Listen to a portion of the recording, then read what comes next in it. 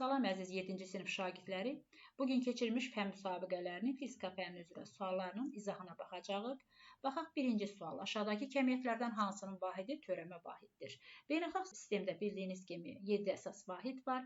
Uzunluq vahidi əsas vahiddir, zaman vahidi əsas vahiddir və kütlə vahidi də əsas vahiddir. Burada D variantı olacaq, sahə vahidi törəmə vahiddir. İkinci sual. Menzurka ilə mayenin həcmini ölçən şagirdin hansı halda aldığı nəticə daha dəqiq olar? Burada şagirdlərin işıq hadisələri haqqında bildikləri də yada salınır.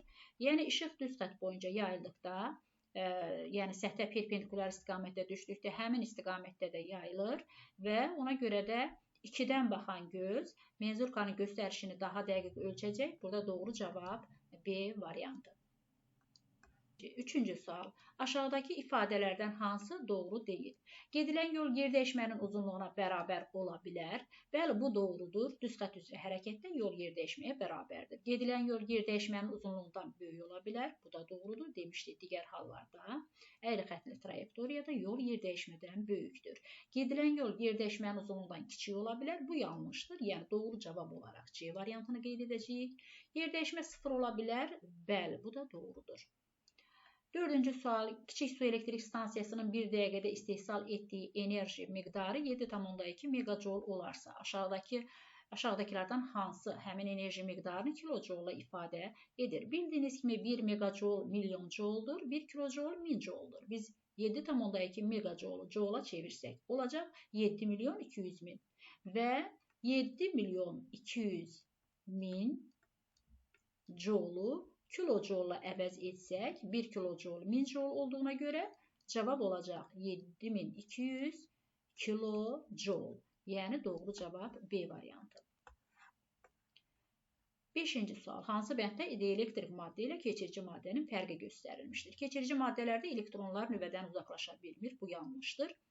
Keçirici maddələrdə sərbəst yük daşıyıcıları mövcuddur.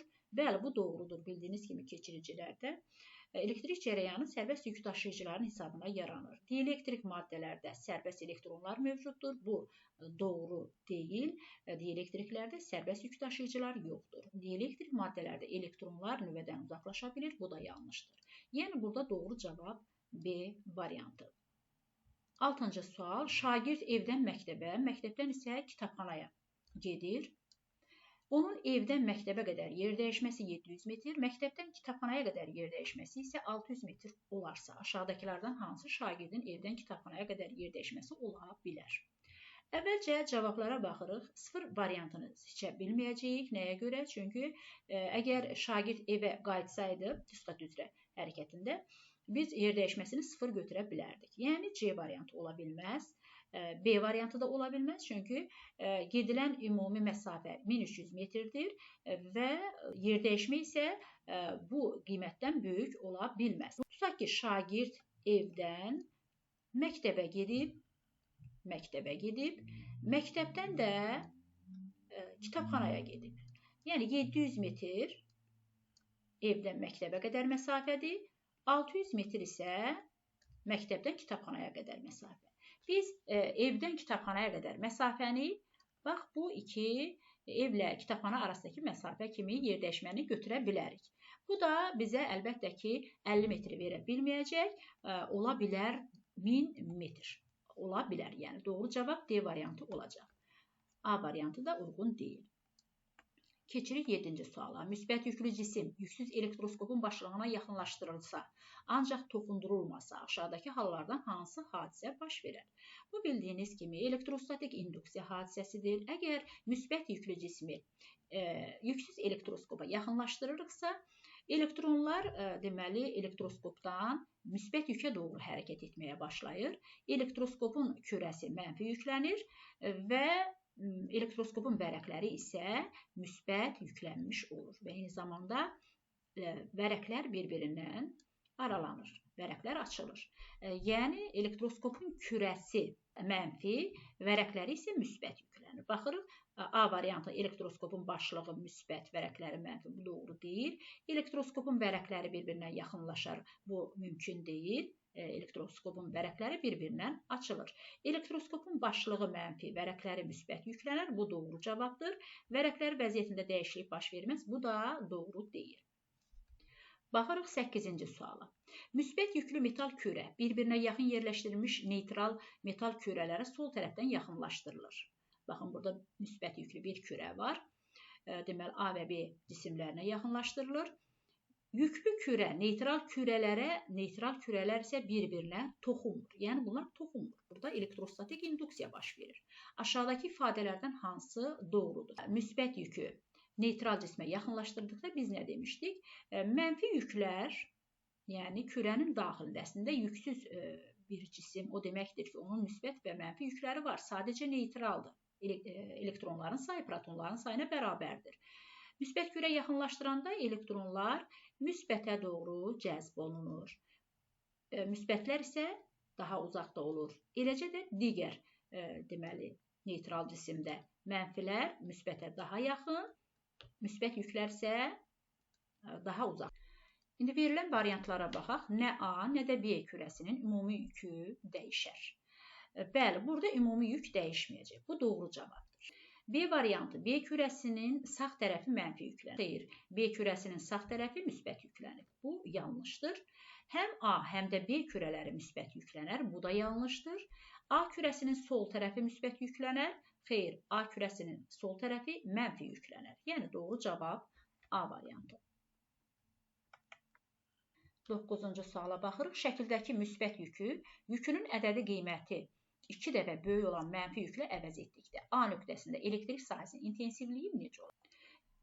Elektrik sahəsinin intensivliyi bildiyimiz kimi Y bərabər F bölək Q düsturuna əsasən təyin edirik və elektrik sahəsinin intensivliyi sahəyə gətirilmiş sınaq yükündən asılı deyil, amma mənbənin yükündən asılıdır. Əgər yük 2 dəfə böyük olan mənfi yüklə əvəz edilibsə, deməli elektrik sahəsinin intensivliyi 2 dəfə artacaq.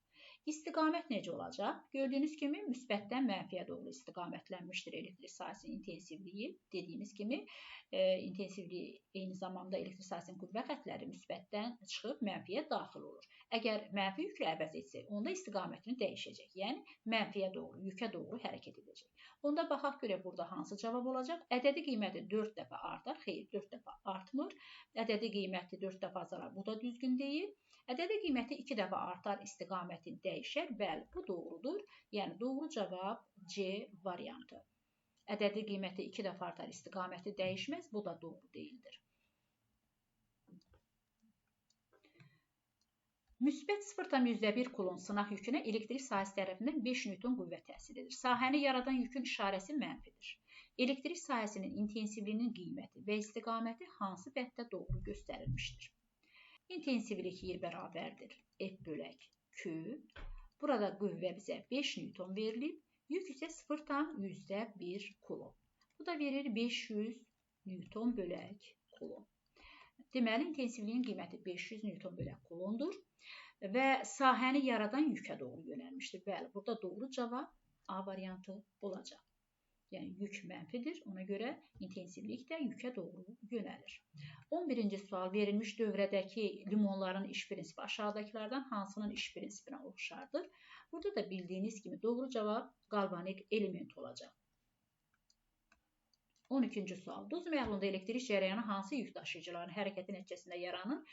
Məhlullarda elektrik cərəyanı müsbət və mənfi ionların nizamlı hərəkətindən ibarətdir. Ona görə burada həm mənfi, həm müsbət yüklü zərrəciklər, yəni B variantı doğrudur. 13-cü suala baxaq. Cərəyan şiddəti 2 mA olan dövrədə 2 dəqiqə ərzində naqilin ən kəsiyindən keçən yükün miqdarı nəyə bərabərdir? Cərəyan şiddətinin düstü bərabərdir Q bölək T. Bizdən yükü soruşur. Yükü tapmaq üçün cərəyan şiddətini zamana vuracağıq. Yəni, cərəyan şiddəti bizə 2 mA verib. Yəni, 2 vuraq 10 üstü mənfi 3 şəklində yaza bilərik. Və 2 dəqiqəni də saniyə çevirsək, 120 saniyə. Bu da bərabərdir 240 milli kulon olacaq. Milli kulon. Yəni, doğru cavab B variantı. 14-cü suala baxaq. Dövrədəki cərəyanın və yükdaşıyıcıların hərəkət istiqaməti hansı bənddə doğru göstərilmişdir? Bildiyiniz kimi cərəyan elektrik dövrəsində cərəyan mənbəyinin müsbət qütbündən mənfi qütbünə doğru axır. Bu da saat əqrəbi istiqamətdə olduğunu görürük. Oradakı yüklü zərrəciklər isə bildiyiniz kimi metallarda elektrik cərəyanı yaradan mənfi yüklü elektronlardır. Onlar isə mənfidən müsbətə doğru, yəni əks istiqamətdə hərəkət edəcəkdir. Ona görə burada baxırıq, doğru cavab cərəyanın və yükdaşıyıcıların hərəkət istiqaməti saat əqrəbi istiqamətindədir. Xeyr, bu doğru deyil. Cərəyanın yükdaşıyıcıların hərəkət istiqaməti saat əqrəbinin əksinədir. Bu da doğru deyil. Cərəyanın istiqaməti saat əqrəbi, yükdaşıyıcıların hərəkət istiqaməti saat əqrəbinin əks istiqamətindən. Bu doğru cavabdır. Və D variantında da deyir ki, cərəyanın istiqaməti saat əqrəbinin əksinə, yükdaşıyıcıların hərəkət istiqaməti saat əqrəbi istiqamətində. Bu da doğru deyil. 15-ci sual. Mənfi yüklü cisim iynəyə yaxınlaşdırılır.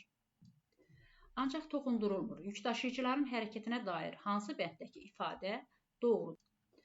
Elektronlar A tərəfindən B tərəfinə doğru hərəkət edir. Bəli, gördüyünüz kimi burada yenə elektrostatik induksiya hadisəsi baş verir. Mənfi yüklü cismi yaxınlaşdırdıqda mənfidən itələnəcəkdir. Yəni, iynədə olan müsbət və mənfi yüklər vardır. Mənfi yüklər mənfidən itələnir, deməli B-yə doğru və A-da isə müsbətlər qalır. Elektronlar A tərəfindən B tərəfinə doğru hərəkət edir. Bu doğru cavabdır. Protonlar B tərəfindən A tərəfinə doğru hərəkət edir. Xeyr, bunu istənilən halda götürmürük, çünki protonlar hərəkət etmir. Bildiyimiz kimi hərəkət edən yüklü zərrəcik elektronlardır. Və elektronlar mənfi yüklü cisimdən iynəyə keçir. Bu da doğru deyildir. Yəni, burada elektron keçə bilməz. Sadəcə yüklər yerini dəyişir. İynə daxilində yüklərin yer dəyişməsi baş vermir. Bu da yanlışdır. Q0 yükünün yaratdığı elektrik sahəsinə bu yükdən R məsafədə Q sınaq yükü gətirilir. Sınaq yükü radiusu R olan çevrə boyunca Q0 yükü ətrafında hərəkət etdirilir. Hansı bənddə sınaq yükünə təsir edən elektrik qüvvəsi haqqında doğru məlumatlar göstərilib? Baxırıq burada, yəni çevrə boyunca hərəkət etdirilir və sınaq yükü gətirilmişdir. Biz demişdik ki, sınaq yükü əgər başqa bir sınaq yükü ilə əvəz edilərsə, daha böyük yüklə əvəz edilərsə, onda elektrik qüvvəsi o qədər artar. Amma burada gördüyünüz kimi yenə eyni bir yükdən söhbət gedir. Sadəcə çevrə üzrə hərəkət etdirilir. Deməli, qüvvənin qiyməti dəyişmir və çevrə üzrə hərəkət etdiyinə görə istiqaməti dəyişəcəkdir. Yəni, burada doğru cavab A variantı olacaq. 17-ci sual. Şəkildəki ləvazimatın hər birindən istifadə etmək şərti ilə qurulan dövrənin sxemi hansı bənddə düzgün göstərilir? Burada hansı ləvazimatlar var? Bir lampa, bir batareya, bir açar və birləşdirici naqillər var. Buna da uyğun olaraq, deməli, qurulan dövrə D variantında olacaq. Baxın, açar, birləşdirici naqillər, cərəyan mənbəyi və lampa. Doğru cavab D variantı. Elektrik yükü yüngül kürə keçirici müstəvi səthin yaxınlığında havada dayaqsız və askısız dayanıb. Kürəyə təsir edən elektrik qüvvəsi 5 mikronewton olarsa onun kütləsini tapın. Sərbəstləşmə təcili verilib. Zərrəcik havada dayaqsız və askısız dayanıbsa, deməli, o tarazlıq halındadır. Yəni, ona təsir edən aşağı yönəlmiş mg ağırlıq qüvvəsi ilə elektrik qüvvəsi bir-birini tarazlaşdırır və niyə F qüvvəsini yuxarı çəkirik? Deməli, burada bu lövhə müsbət yüklə yüklənmişdir ki, və cisim də tarazlıqda qalmış. Yəni, ağırlıq qüvvəsi onu aşağı çəkir, elektrik qüvvəsi isə onu yuxarı dartır və tarazlıqda qalır. Buradan da F bərabərdir mg düsturuna əsasən biz kütləni tapa bilərik. M bərabərdir F bölək J. F bizə nə qədər verilibdir? 5 mikronewton, yəni 5 vuraq 10 üstü mənfi 6 newton və sərbəstləşmə təcili 10 metr bölək saniyənin kvadratı. Bu da bizə verir 0,5 vuraq 10 üstü mənfi 6. Yəni bizə mikro kiloqram verilir. Biz bunu qrama çevirməliyik.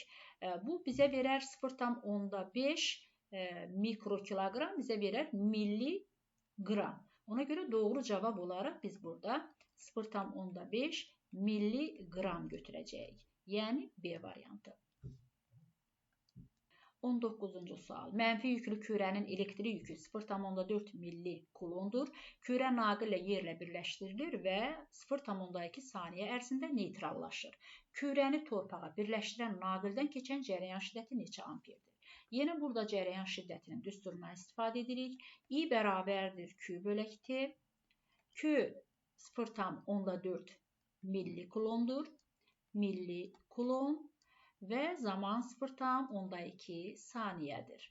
Buradan da rahat şəkildə 2 milliamper almış olarıq. Doğru cavab A variantı. Naqilin en kəsiyindən 10 saniyədə 20 kulon yük keçirsə, 12 voltluq cərəyan mənbəyinin bu müddət ərzində lampaya verdiyi enerji miqdarı neçə jouldur? Məlumdur ki, enerji W bərabərdir QU. Və bizə Q yük verilibdir. Biz burada zamandan istifadə etmirik. Çünki həmin zaman ərzində lampaya verilən enerjidən soruşulur. Gərginlik bizə verilib, yük bizə verilib. Ona görə 20 kulonu vurub 12 volta. Bu da bizə verir 240 joule. Yəni doğru cavab C variantı. Şəkildəki dövrədə lampa mənbədən aldığı elektrik enerjisini həm istilik, həm də işıq enerjisinə çevirir. Lampa mənbədən 1 saniyədə aldığı enerjinin 10%-ni işıq enerjisinə çevirərsə, lampanın qızmasına hər saniyədə nə qədər enerji sərf olunur? Yenə bizdən enerji soruşulur, amma bu dəfə deməli lampadan ayrılan enerji həm istilik, həm də işıq enerjisinə çevrilir. Ona görə də əvvəlcə gəlin ümumi enerjini tapaq. 1 saniyədə deyirsə, zamanı 1 saniyə götürəcəyik. Yenə də W bərabərdir QU düsturunda.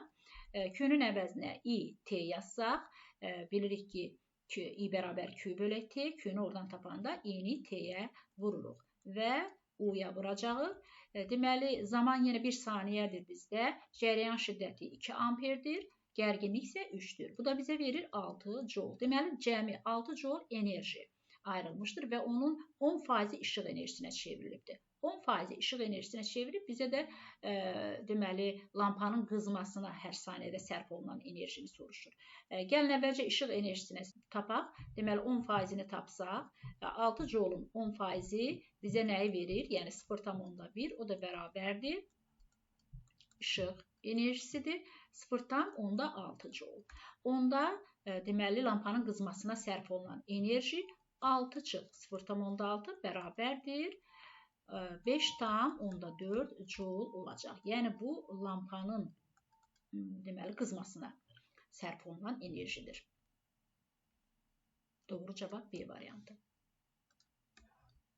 22-ci sual. Cərəyan mənbəyinin gərginliyi 2 voltdur. Lampa mənbədən 1 saniyədə aldığı enerjinin 10%-ni işıq enerjisinə çevirərsə, lampanın 1 saniyədə yaydığı işıq enerjisi neçə jouldur? Ampermetrin göstərişinə baxırıq. Bir bölgünün qiymətini təyin edərək şagirdlər cərəyan şiddətinin, yəni ampermetrin göstərişinin 0,4 amper olduğunu müəyyən edirlər və gərginlik 2 volt verilibdir. Bu dəfə lampanın mənbədən 1 saniyədə aldığı enerjisinin 10%-ni işıq enerjisinə çevrildiyi deyilir və bizdən elə işıq enerjisi soruşulur. Yəni biz 10% tapacağıq. Yenə də enerjini tapırıq. W bərabərdir QU. 1 saniyədə dediyinə görə biz Q-nün əvəzinə I, T yazsaq, I, T və vururuq gərginliyə. Deməli, yük bizə verəcək, yəni cərəyan şiddəti ilə zaman hasili bizə verəcək. Yəni 0,4, onu da vururuq 2 volta bərabərdir 0,8 joule. Bu ümumi enerjidir. Bizdən deməli ayrılan işıq enerjisinin 10%, yəni ayrılan enerjinin 10% işıq enerjisinə çevrilmişdir. Bizdən onu soruşur. Və deməli işıq enerjisini tapsaq, 0,8-in də 10%-ni tapsaq, yəni 10 bölək 100, o da 0,1 bərabərdir 0,8 joule almış olaraq. Bu da doğru cavab A variantı. Şəkildəki kimi birləşdirilmiş qalvanik elementlərə yalnız elektrik mühərriki qoşularsa və dövrədəki cərəyan şiddəti 50 mA olarsa, 10 saniyə ərzində elektrik mühərrikinə verilən enerji miqdarı hansı bənddə düzgün göstərilir? Deməli, gördüyünüz kimi 3 batareya ardıcıl qoşulmuşdur. Biz də burada ümumi gərginliyi tapa bilərik. Ümumi gərginlik U bərabərdir 1,5 vuraq 3 bərabərdir 4,5 volt. Və cərəyan şiddəti 50 mA, zaman isə 10 saniyədir. Buradan biz yükü yenə tapa bilərik. Q bərabərdir IT düsturuna əsasən 50 mA, 50 vuraq 10 üstü -3 kimi yazaq. Vuraq 10, bu da bərabərdir 0,5 kulon almış olarıq. Və buradan da biz enerjini rahat şəkildə tapa bilərik. W bərabərdir QU. Və buradan 0,5'i vururuq 4,5'e. Bu da bərabərdir 2,25 joule. Doğru cavab D variantı. Elektrik qızdırıcısından keçən yükün miqdarı 90.000 kulondur. İstilik enerjisinə çevrilən elektrik enerjisi miqdarı 19,8 megajoule olarsa, qızdırıcının uclarındakı gərginlik neçə voltdur? Bu dəfə bizdən gərginliyi soruşur. Enerji düsturundan biz gərginliyi tapsaq, U bərabərdir W bölək Q. Enerji bizə 19,8 megajoule verilib. 1 megajoule milyon jouldur. Ona görə 19,8'i milyona vursaq, olacaq 19.800.000 joule. 800.000 joule. Yük isə 90.000 kulondur. 90.000 kulon. Və buradan ixtisarlar aparsaq, 4 0 gedir. 1980'i də 9'a bölürük. Deməli, buradan alsaq 19 9'a 2 dəfə düşür. 2 dəfə düşür. Və 18 2 dəfə düşür. 220 volt almış olarıq. Doğru cavab D variantı. Və axırıncı sual. Elektroforus elektrikus ov etmək üçün elektrik cərəyanından istifadə edən bir balıq növüdür. Bu balığın orqanizmindəki xüsusi hüceyrələrin hər biri 0,15 volt gərginlik təmin edə bilir. Onun orqanizmində ardıcıl qoşulmuş qalvanik elementlər kimi fəaliyyət göstərən 1000 belə hüceyrə var. Əgər balıq şikarına 5 millisaniyə ərzində 0,8 amper cərəyan verirsə, balıqdan şikarına ötürülən elektrik enerjisinin miqdarı hansı bənddə doğru göstərilmişdir? Enerjini təyin etmək üçün biz W bərabərdir QU düsturuna istifadə edəcəyik.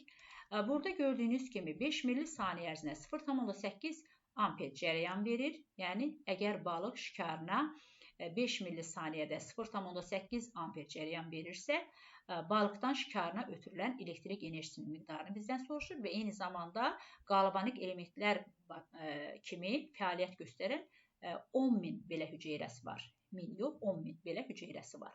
Deməli, biz burada 10.000 hüceyrəni də nəzərə almalıyıq. 10.000'i vuracağıq. Q-nün əvəzinə IT yazsaq, yəni 0,8 amperə və zaman 5 millisaniyədir. Yəni 5 vur 10 üstü -3 və onu da vururuq gərginliyə, yəni 0,15 volta. Bu da bərabərdir. İxtisarlar aparsaq, deməli 8 vuraq 5 vur 0,15. Bu da bərabərdir 4 vur 1,5 və o da bərabər olacaq 6 joule. Yəni doğru cavab C variantı.